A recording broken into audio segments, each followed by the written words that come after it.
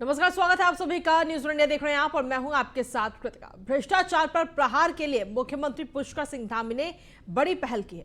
मुख्यमंत्री पुष्कर सिंह धामी ने भ्रष्टाचार की शिकायत के लिए भ्रष्टाचार मुक्त उत्तराखंड ऐप 1064 लॉन्च किया। पुष्कर सिंह धामी ने इस मौके पर कहा कि इस ऐप का क्रियान्वयन मजबूती से किया जाए। मुख्यमंत्री ने कहा कि ऐप पर जो भी शिकायतें आती हैं उनका जल्द से जल्द निस्तारण किया जाए। यदि किसी शिकायतकर्ता की शिकायत विजिलेंस से संबंधित नहीं है तो उसे सीएम हेल्पलाइन एवं संबंधित विभाग को भेजा जाए और यह भी सुनिश्चित किया जाए कि शिकायतकर्ता द्वारा जो शिकायत की गई उसके स्टेटस अपडेट की पूरी जानकारी उन्हें मिले। इस मौके पर मुख्यमंत्री ने सतर्कता विभाग के 2 इंस्पेक्टरों को विवेचना करने के लिए टैबलेट भी दिए। सतर्कता विभाग के अन्य कार्मिकों को भी विवेचना के लिए टैबलेट दिए जाएंगे। मुख्यमंत्री ने निदेशक सतर्कता को निर्देश दिए कि भ्रष्टाचार मुक्त उत्तराखंड ऐप 1064 का व्यापक स्तर पर प्रचार प्रसार किया जाए। किसी भी आम जनता के आदमी को, सामान्य जनता के आदमी को, आम व्यक्ति को किसी भी प्रकार से कहीं पर भी भ्रष्टाचार उसके साथ न हो, कहीं पर उसको अपने काम करवाने के लिए कोई रिश्वत लेता हो, कोई उससे कोई डिमांड करता हो, तो अपना 1064 पर वो सीधे फ़ोन भी कर सकते हैं और ये वेब के माध्यम से इस ऐप को लॉन्च करके इस ऐप को अपने उसमें मोबाइल में डाउनलोड करके उसको लिखित रूप से भी शिकायत दे सकता है। ये पूरी तरह से गोपनीय रहेगा और हमारा लक्ष्य है कि पूरी तरह से भ्रष्टाचार मुक्त हो और अगर कहीं पर भी इस प्रकार की जो भी शिकायत पाई जाएगी उस पर सीधे सीधे विजिलेंस की कार्रवाई होगी। हमारा एक लक्ष्य है कि भ्रष्टाचार मुक्त। वहीं मुख्यमंत्री पुष्कर सिंह धामी ने भ्रष्टाचार और रिश्वतखोरी की शिकायत के लिए भ्रष्टाचार मुक्त उत्तराखंड ऐप 1064 लॉन्च किया, जिससे धामी की जीरो टॉलरेंस नीति के तहत आज एक बड़ा अध्याय जुड़ चुका है। ऐप से संबंधित जानकारी के लिए हमारे विशेष संवाददाता सुदीप जैन ने एडीजी विजिलेंस और निदेशक आईटीडीए अमित सिन्हा से खास बातचीत की है। भ्रष्टाचार के खिलाफ उत्तराखंड सरकार ने आज से एक नई, बड़ी और आधुनिक मुहिम शुरू की है 1064 के रूप में। 1064 कॉलिंग नंबर के साथ ही एक ऐप होगा। हर आदमी के हाथ में फ़ोन है, वो सीधे फ़ोन से शिकायत कर सकेगा। पर यह शिकायत कितनी कारगर होगी, इसकी मॉनिटरिंग कैसे होगी, इसको देखेगा कौन, ये सब जानने के लिए हमारे साथ राज्य पुलिस के सीनियर अफसर एडीजी अमित सिन्हा, वो आईटीडीए के डायरेक्टर हैं।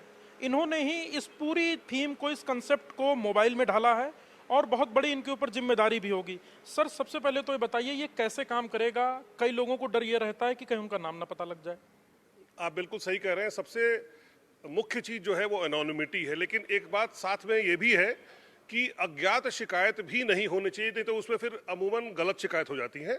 लेकिन फिर भी हम ये चाहते हैं कि शिकायतकर्ता खुद स्वयं ना आए, वो ऐप के माध्यम से गोपनीय ढंग से शिकायत कर दे। हम उस व्यक्ति से रास्ता कायम कर लेंगे जो शिकायत करता है, और चाहे ट्रैप करवाना हो, चाहे उस पर फर्दर जांच करवानी, वो करें, लेकिन उसका नाम गोपनीय रखें। ये सब हम कार्रवाई करते हैं उस पर। ऐप इसलिए लॉन्च किया गया ताकि ऐप से उस व्यक्ति का फेस जो है वो आइडेंटिफाई होना आवश्यक नहीं है। अब तक क्या था, लोग फोन करते थे या लेटर भेजते थे, उसका कोई रिकॉर्ड नहीं होता था। ऐप का है परमानेंट रिकॉर्ड रहेगा। ये राज्य सतर्कता विभाग है और ये इसमें डिपुटेशन पे पुलिस से लोग आते हैं, इन्वेस्टिगेटर आते हैं जो इन्वेस्टिगेशन करते हैं। इसमें अगर शिकायत आती है तो वो शिकायत राज्य सतर्कता समिति में जाती है। वो तय करती है कि इस व्यक्ति के विरुद्ध काफ़ी शिकायतें, इसकी जांच की जाए, तो वो हमें अनुमति देता है तो हम जांच उसमें शुरू कर देते हैं। कोई जांच इसमें शून्य में नहीं आती है।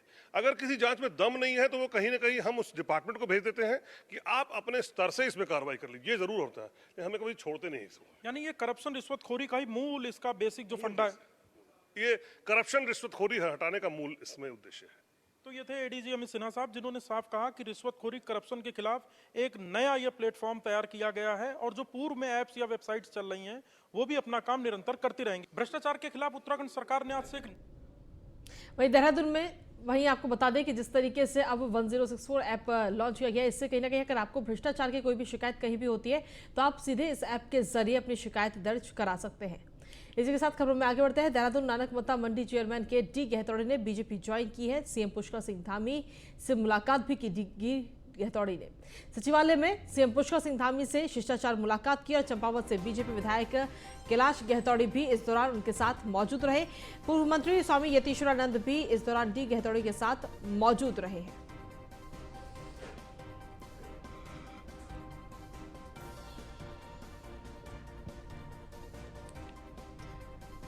तो आपको बता दें कि नानक मत्ता मंडी चेयरमैन के सरबजीत गहतौड़ी ने बीजेपी ज्वाइन की है। सीएम पुष्कर सिंह धामी से मुलाकात भी की है। सचिवालय में सीएम पुष्कर सिंह धामी के साथ एक शिष्टाचार मुलाकात हुई और इस दौरान चंपावत से बीजेपी विधायक गिराज गहतौड़ी भी मौजूद रहे।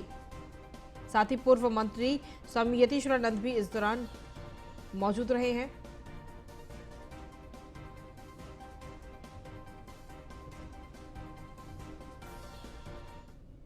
वहीं दिल्ली में पूर्व सीएम तीरथ सिंह रावत ने न्यूज वन इंडिया से खास बातचीत की और उन्होंने इस दौरान कहा कि उत्तराखंड में भ्रष्ट अफसरों के पेच कसे जाने चाहिए। साथ ही उन्होंने कहा कि कांग्रेस अभी तक अपने अध्यक्ष पद का चुनाव नहीं कर पाई है।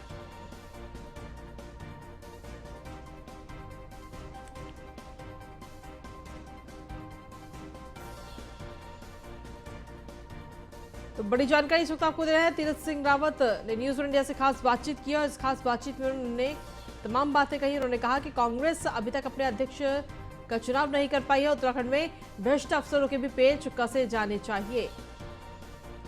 आपको बता दें कि तीरथ सिंह रावत से बातचीत की है न्यूज वन इंडिया ने।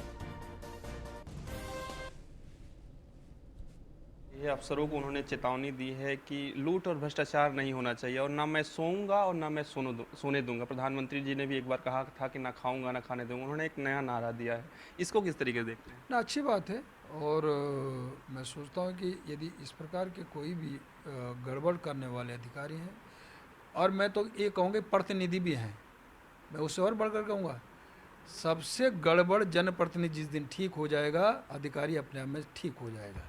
उससे भी अंकुश लगना चाहिए, लगाम लगनी चाहिए, एक्शन होना चाहिए।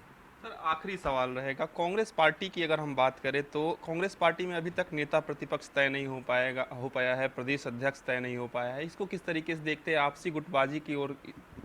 देखिए ये हमारा मामला नहीं है, ये उनका अपना मामला है और ये उनको तय करना। हम दूसरे के बारे में क्या कह सकते हैं? उनकी अपनी व्यवस्थाएं हैं। इतना है कि लोकतंत्र की प्रणाली में और जो संवैधानिक व्यवस्थाएं हैं, उस व्यवस्था के तहत समय पर चुनाव होना, संगठन का भी ये होना चाहिए, रहना चाहिए। स्वस्थ परंपरा तो यही कहलाती है और यही करना, जैसे भारतीय जनता पार्टी एक स्वस्थ परंपरा और लोकतंत्र के तहत और संवैधानिक व्यवस्था के तहत अपने चुनाव कराती है, समय पर होता है। धन्यवाद सर। तो ये थे हमारे साथ उत्तराखंड के पूर्व मुख्यमंत्री तीरथ सिंह रावत जी और वर्तमान में बीजेपी सांसद। इनका साफ तौर पे कहना है कि पुष्कर सिंह धामी ने जो कहा है निश्चित तौर पे ऐसा होना भी चाहिए, भ्रष्ट अधिकारियों पे कार्रवाई होनी ही चाहिए। वीडियो जर्नलिस्ट राम त्रिपाठी के साथ पीयूष तिवारी, नई दिल्ली। वहीं कैबिनेट मंत्री रेखा आर्य की शुक्रवार को नई दिल्ली स्थित मैक्स अस्पताल में पेट की रसौली का सफलतापूर्वक ऑपरेशन हो चुका है। क्षेत्रीय जनता और उनके चाहने वाले लगातार उनके जल्दी स्वस्थ होने की कामना भी कर रहे हैं। वहीं आपको बता दें कैबिनेट मंत्री रेखा आर्य पिछले कुछ दिनों से पेट की रसौली के कारण अस्वस्थ चलते हुए भी क्षेत्रीय जनता एवं उत्तराखंड के लिए लगातार दिन रात काम कर रही थी।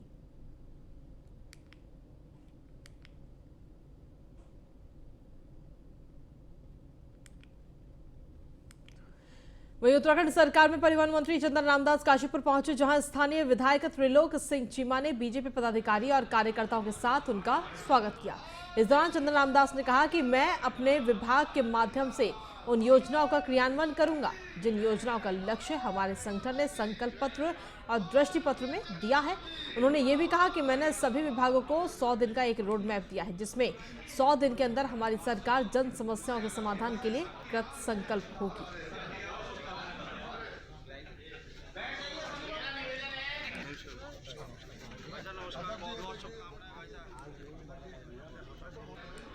देखो, उत्तराखंड की शुरुआत अपने उधम सिंह नगर, जसपुर, काशीपुर से होती है और जिस तरीके से जसपुर में और आज काशीपुर में हमारे सम्मानित विधायकों द्वारा, हमारे सम्मानित पार्टी के बहुत ही वरिष्ठ साथियों द्वारा और कार्यकर्ताओं द्वारा जो अभूतपूर्व स्वागत आज काशीपुर में किया है, उसके लिए मैं सब लोगों का दिल से, अंतर मन से बहुत बहुत धन्यवाद दूंगा और बहुत बहुत आभार व्यक्त करूंगा।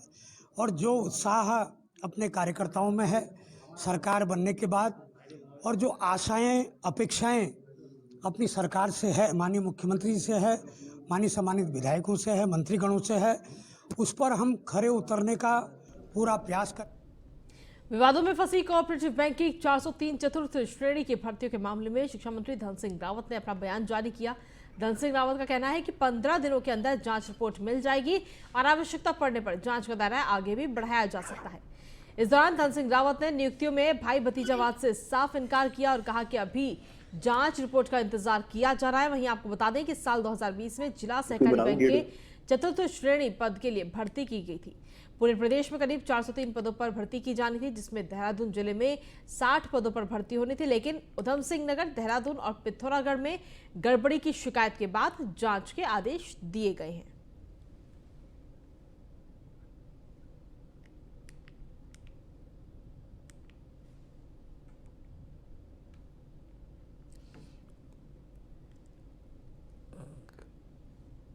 और आखिर सहकारी बैंक भर्ती में गड़बड़ी का ये पूरा मामला क्या है वो आपको बता दें। उधम सिंह नगर, देहरादून और पिथौरागढ़ में गड़बड़ी की ये शिकायतें हुई थी।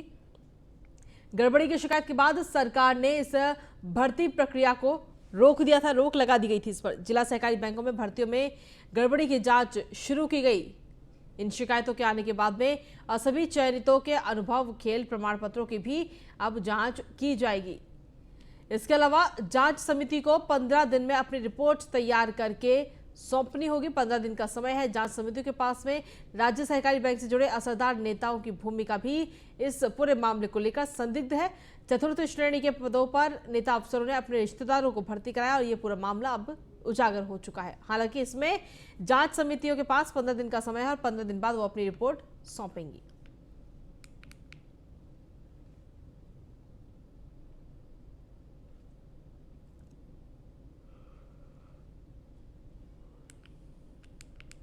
देखिए, अभी सहकारिता विभाग एक ऐसा विभाग है जहाँ की सारी पावर बोर्ड को होती है और पहली बार हमारी सरकार ने पारदर्शी नियुक्तियाँ करने का निर्णय किया। 4th क्लास में जो नियुक्तियाँ चल रही है उसमें हाई स्कूल के इतने नंबर हैं, इंटर के अलग नंबर हैं, खेल के अलग नंबर हैं, दौड़ के अलग नंबर हैं, खाली 10 नंबर का इंटरव्यू है। और जब मुझे शिकायत मिली 2 बैंकों की तो हमने उस पर विभागीय जाँच की है। विभागीय जांच की रिपोर्ट 15 दिन में आएगी। 15 दिन के बाद अगर कोई भी दोषी पाया गया है उसमें तो उसी को बख्शा नहीं जाएगा। जरूरत पड़ेगी तो अगर और जांच करनी पड़ेगी तो और भी की जाएगी। उत्तराखंड के जिला सहकारी बैंकों की नियुक्तियों में घपले की जांच चल रही है, लेकिन इसी बीच महाप्रबंधक रही वंदना श्रीवास्तव का सेवा विस्तार खत्म करते हुए उन्हें पैदल कर दिया गया है। और ये वही वंदना श्रीवास्तव है जिनका कुछ दिन पहले कार्यालय में नाचते हुए वीडियो भी वायरल हुआ था। वंदना श्रीवास्तव का कहना है कि उन्होंने अपनी पूरी सेवा पारदर्शिता के साथ की है, लेकिन अब अपने सेवा काल में अंतिम मौके पर उन्हें इस तरह बेइज्जत किया गया। उन्होंने कहा कि उनका वीडियो भी वायरल किया गया, वो एडिटेड है। और उन्होंने कहा कि सहकारी बैंक की पूरी नियुक्ति प्रक्रिया में उनकी तरफ से कोई भी गड़बड़ी या कमी नहीं छोड़ी गई है, बावजूद इसके उन पर इस तरह की कार्रवाई की गई।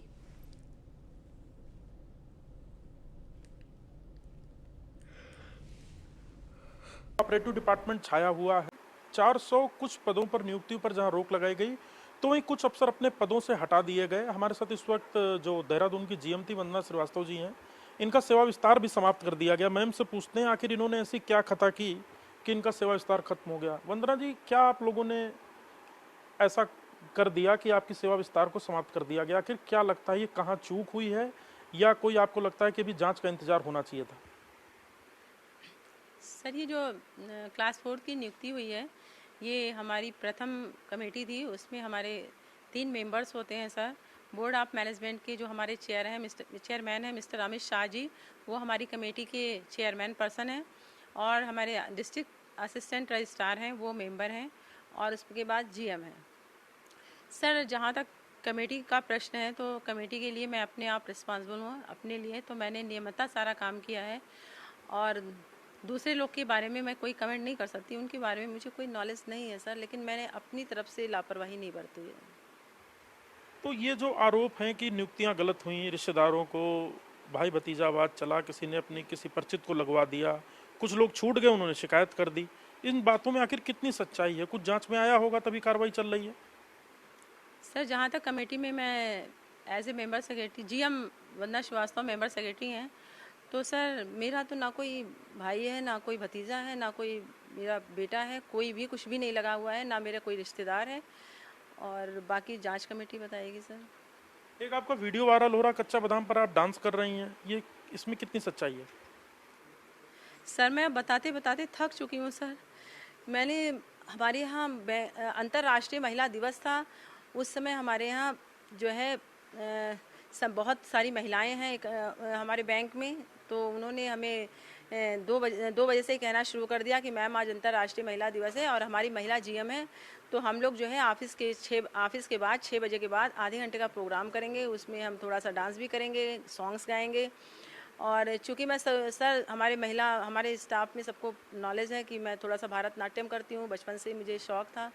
तो लड़कियों ने मुझे घेर लिया, हमारे उसमें इंटरनेशनल केक भी कटा था, सारी हमारी महिलाएं थी, सबने डांस किया, गाना गाया, थोड़ा सा हमने भी कर दिया था सर, लेकिन वो बहुत ही क्लासिकल और बहुत ही अच्छा गाना था, लेकिन उसको इस तरह एडिट किया, वो जो कच्चा बादाम, वो तो उसका मैं वर्डिंग भी नहीं समझ पा रही हूँ। और मैंने फर्स्ट टाइम वो गाना सुना और उसको पूरी तरह एडिट करके किया गया है और वायरल किया गया है, जिसके लिए मुझे बहुत ही खेद है। वंदना जी, आपका सेवा विस्तार कब हुआ था और कितने वर्षों के लिए था, और क्या आपको सेवा विस्तार समाप्त करने की सूचना उसी दिन मिली जिस दिन ये आदेश आया? सर ये ऊपर से आदेश आया था कि आपको हटा दिया गया। अब इसमें सरकार की बात सिर माथे पे है सर, मैं क्या कह सकती हूँ। अच्छा, मेरा आखिरी सवाल ये है, अभी जांच यूं तो चल रही है, जांच की फाइंडिंग्स आई नहीं, पर कुछ अफसर हटाए गए, आप लोगों को भी हटाया गया। कितनी उम्मीद है आपको, अगर आप बिल्कुल बेदाग हैं और जिस तरीके के बेवजह वीडियो एडिट करके वायरल किए जा रहे हैं, कितनी आपको उम्मीद है, क्या कहेंगी? क्योंकि अभी जांच की रिपोर्ट आना बाकी है। सर ये तो सरकार के ऊपर है सर, अगर वो हमें सही समझेंगे। और मैंने अपनी पूरी ज़िंदगी में मेरे खिलाफ ना कभी कोई रिपोर्ट रही है, ना कभी कोई एक्शन हुआ, ना कभी मैं सस्पेंड हुई। मैंने बड़ी ही ईमानदारी से और सच्ची लगन के साथ अपने वर्क को निभाया है। बाकी मैं क्या कह सकती हूँ सर। तो ये वंदना श्रीवास्तव हैं जो जीएम देहरादून थी, इनको इनके पद से हटाते हुए इनका सेवा विस्तार समाप्त किया गया है। हालांकि इन्हें सरकार पर भरोसा है और जांच कमेटी पर भी कि यदि इनका पूरा कैरियर पाक साफ है तो जांच में भी बेदाग साबित होंगी। हालांकि उन्होंने एक बड़ी बात कही कि कमेटी में जो लोग शामिल थे उनकी क्या भूमिका थी वो नहीं कह सकती, लेकिन उन्होंने अपना पूरा काम बहुत ईमानदारी और पारदर्शिता से किया है। कैमरा सहयोगी राजन बड़ोला के साथ सुदीप जैन, न्यूज़ 1 इंडिया, देहरादून। वहीं उत्तराखंड के जंगलों में वनाग्नि को रोकना हर साल वन विभाग के लिए अब किसी चुनौती से कम नहीं होता। और वहीं इस बार मार्च अप्रैल के महीने में भी भीषण वनाग्नि की घटनाएं सामने आने लगी हैं और वन विभाग की वनाग्नि से निपटने के लिए पूरे दावे भी वन विभाग कर रहा है। देखिए ये रिपोर्ट।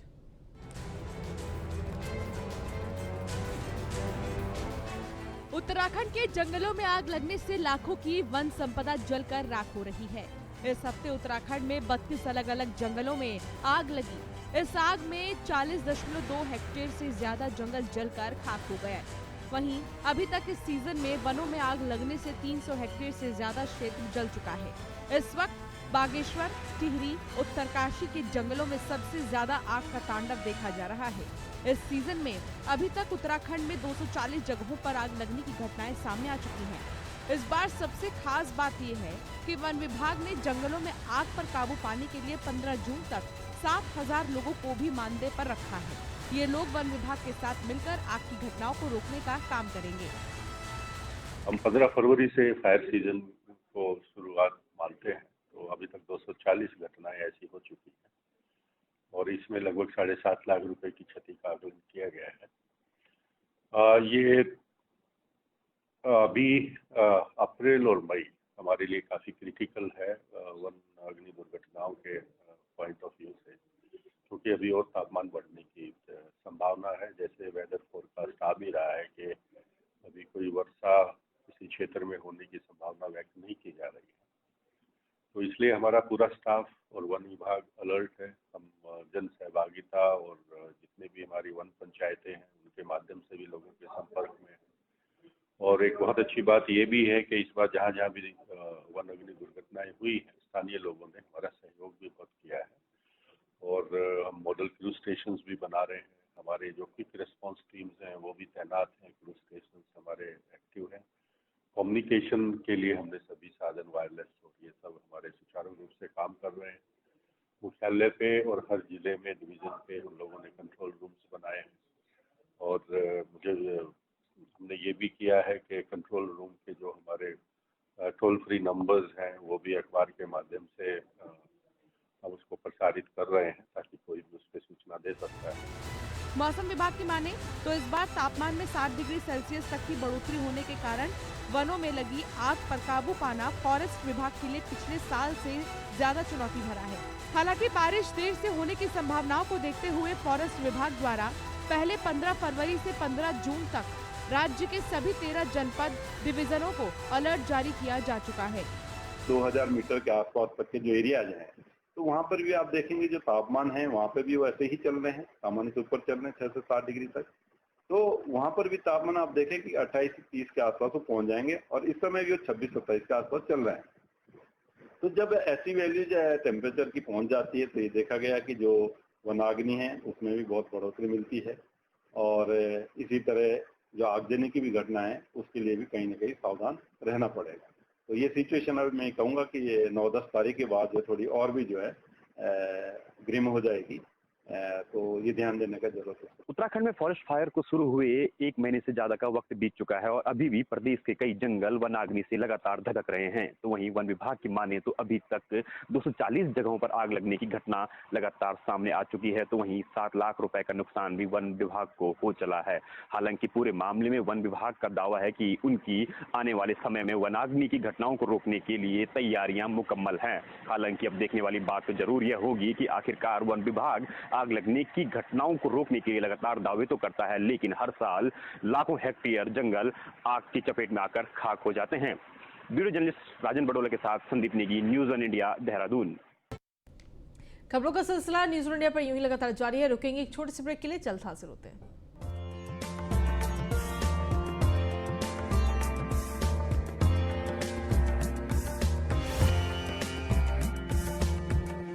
इम्यूनिटी को बढ़ाकर कोरोना से लड़ने के साथ साथ सर्दी, जुकाम व बुखार के लिए research and evidence based medicine है पतंजलि गिलोय घनवटी। सब कुछ आजमाया और तब मैंने माना कि सिर्फ सच्ची सहेली ही है महिलाओं के उन मुश्किल दिनों की हर समस्या, जैसे कठिन दर्द, अनियमितता, खून की कमी, थकान व कमजोरी जैसी सभी प्रॉब्लम्स के लिए नंबर 1 औषधि एवं टॉनिक।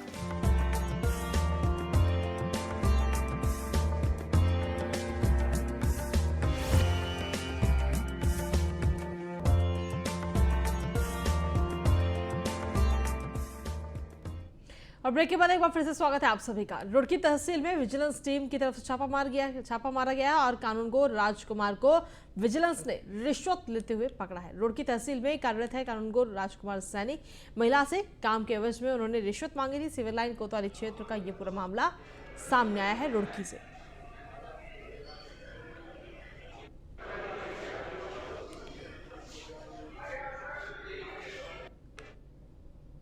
कृषि एवं उद्यान मंत्री गणेश जोशी ने अधिकारियों के साथ बैठक की और इस दौरान उन्होंने उद्यान भवन में वृक्षारोपण भी किया। साथ ही अधिकारियों से उद्यान विभाग के संबंधित विकास कार्यों का फीडबैक भी लिया।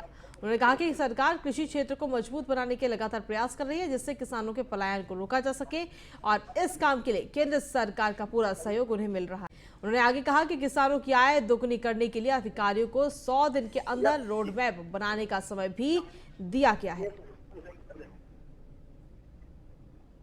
कृषि व उद्यान विभाग के अधिकारियों की बैठक बुलाई है।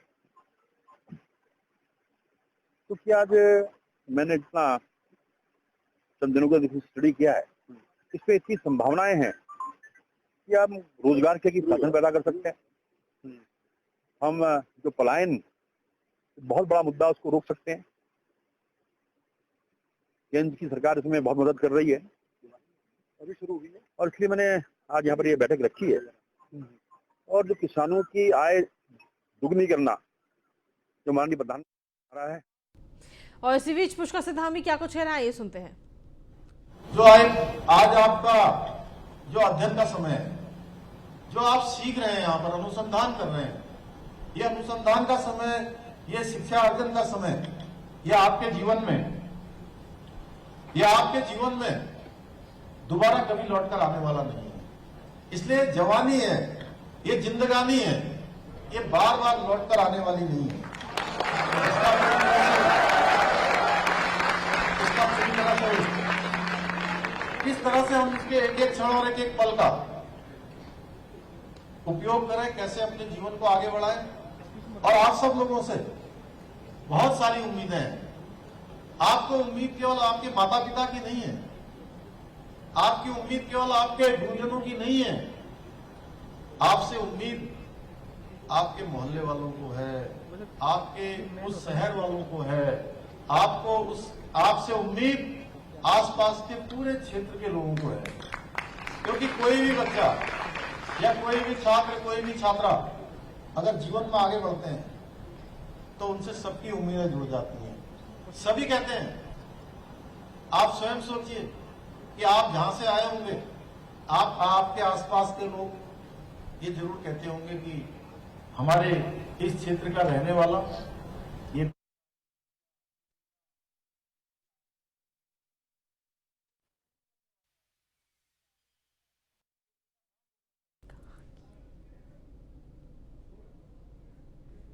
और ये सीधी तस्वीर आपको दिखा रहे हैं गोरखपुर की। ये सीधी तस्वीर जहां पर मुख्यमंत्री योगी आदित्यनाथ इस वक्त गोरखपुर पहुंचे हैं और अधिकारियों से बातचीत करते हुए योगी आदित्यनाथ नजर आ रहे हैं। फिलहाल ये सीधी तस्वीरें आपको दिखा रहे हैं इस वक्त।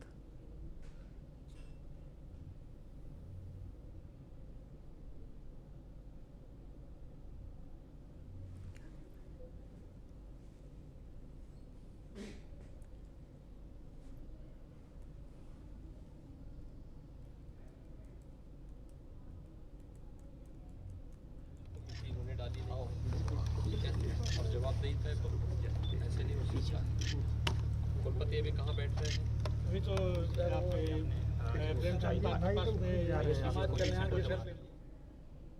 और खबरों का सिलसिला न्यूज़ इंडिया पर यूं ही लगातार जारी है। फिलहाल मेरे साथ इस बुलेटिन में इतना ही। नमस्कार।